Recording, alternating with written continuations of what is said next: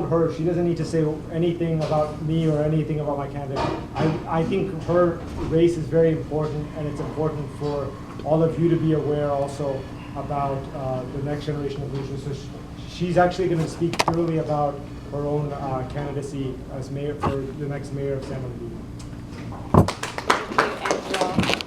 Hi everyone, I am so honored to be here, Angelo. I want to just express my gratitude and my full support for Angelo to be our next senator who will represent San Bernardino very well, and I'm excited about that. I am Helen Tran. I'm a lifelong resident here. My parents came to the U.S. as refugee immigrants, so I understand the experience and struggles and what it means to start from nothing to something. I have really been raised to just tell my parents always give back, help others, always make sure, because we are very grateful to be here in this country and to be able to have that freedom and so forth.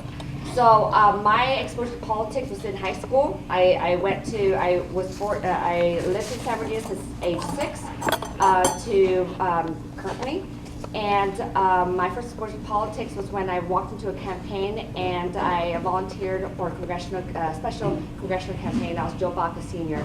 And since then, my mentors were Sue Burnside, who worked on that campaign, and I worked in politics.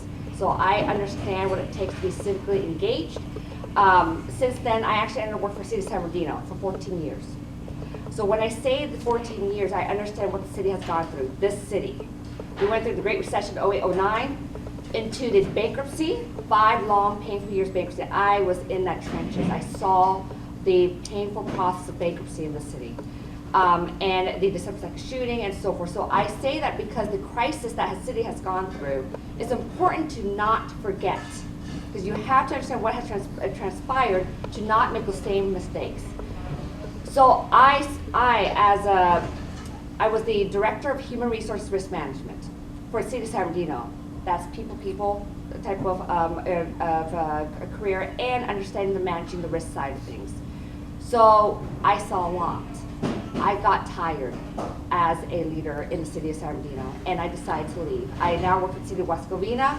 Since I left in 2019, I started activating and understanding what's going on in the city, so that way I could be an effective leader as their next mayor. And I have to tell you, since coming out, I have built a lot of momentum. Support such as Angelo, support such as former mayors, electeds, State Treasurer Fiona Ma, State Senator Connie Leyva, Eloise Reyes, bringing people together to really propel this city, because this city is a sleeping giant. There's a lot of opportunities.